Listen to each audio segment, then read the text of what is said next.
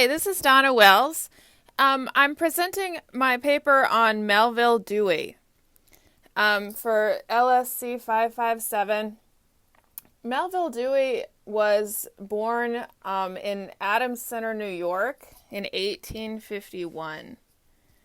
And he died in Florida in 1931. So he lived between 1851 and 1931. He was born in New York State and he died in Florida.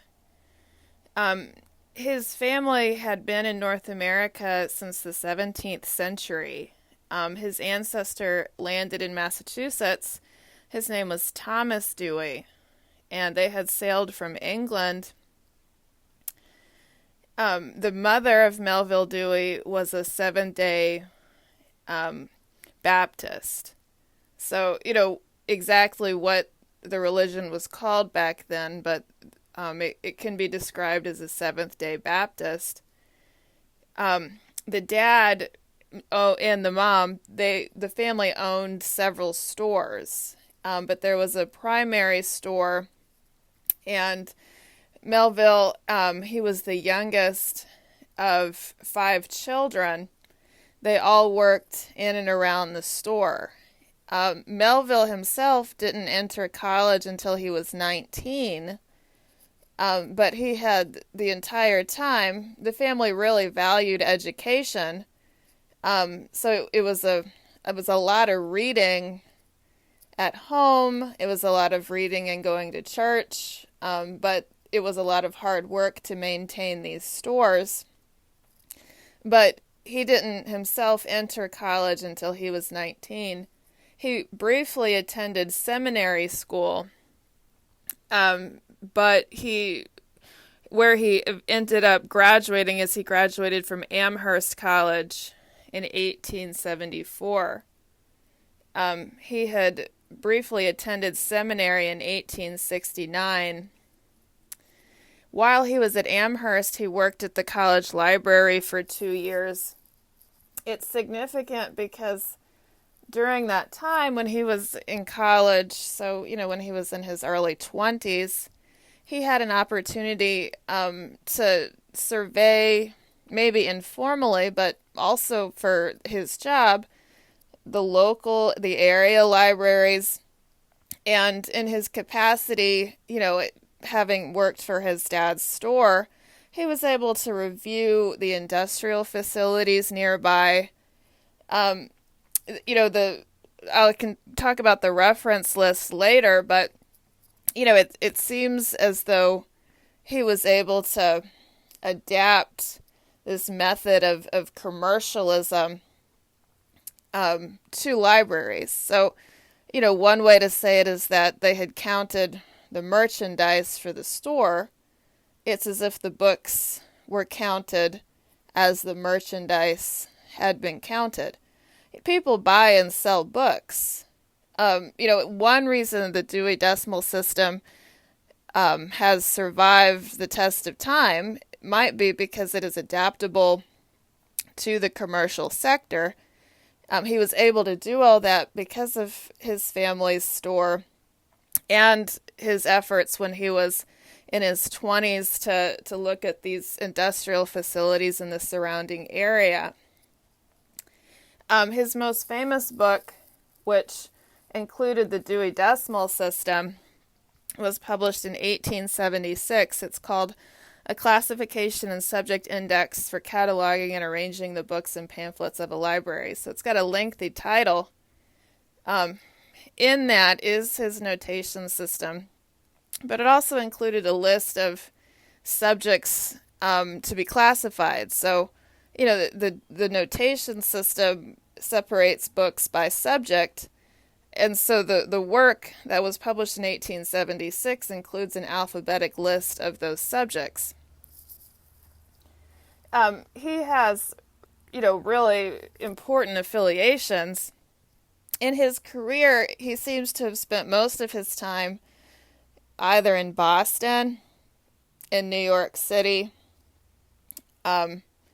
or, when he was growing up in New York State, which, of course, New York City is in New York State, but He was born in kind of a rural community, but he traveled between Boston and New York City, and then where he was from originally, which was rural areas of New York State. While he was in New York City, he was a professor at Columbia College, at the Columbia Library. When he was in Boston, he helped to found the American Library Association. He was the president of the American Library Association. He worked in and around the Library Bureau. He was the president of the New York State Library. And what's really significant is that there was a movement then to organize libraries by state. So New York State had a library association. Illinois was making its library association, and Colorado was making its library association. Here in Washington, of course, we have the D.C. Library Association. So it was during Melvil Dewey's tenure that these state library associations were formed. He was active in the national organization, the American Library Association, but also the New York State Library Association. His contributions to the field, he also worked, while he was in Boston. He maintained a residence in Boston from 1876 to 1883. He went to debt. The book says $22,000 then. He worked for a company called the Readers and Writers Economy Company. But as he was the director of the New York State Library, that was in Albany in 1889. He resigned from the New York State Library in 1906. So it was right around the turn of the century that all this was happening. The Library Bureau was founded within the Supplies Committee of the American Library Association. So I want to talk a little bit about my reference list. I have 6 references. There were 2 books. They're both biographies of Melvil Dewey. One of them was written in 1932, Seer, Inspirer, Doer. That one was a really wonderful book to read because it's what talked about his relative Thomas Dewey, who had arrived in Massachusetts in the 17th century. It gave really nice details of Melvil Dewey's childhood and his mom and his dad. The other biography, Irrepressible Reformer, that gave really nice information about all these state library associations that were founded around the turn of the century. That one was published in 1996.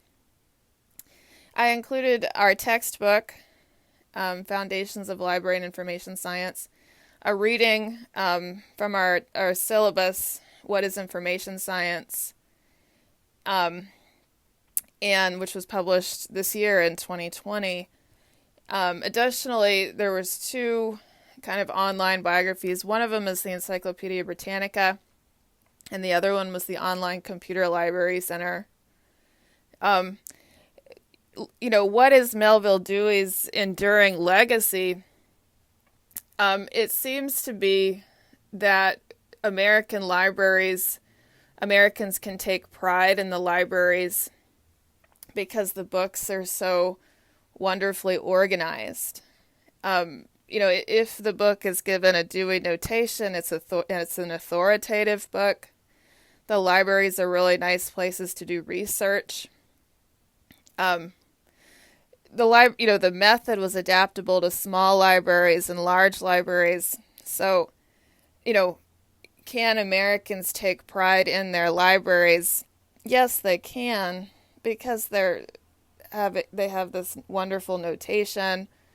They're arranged on the shelves such that people can do research.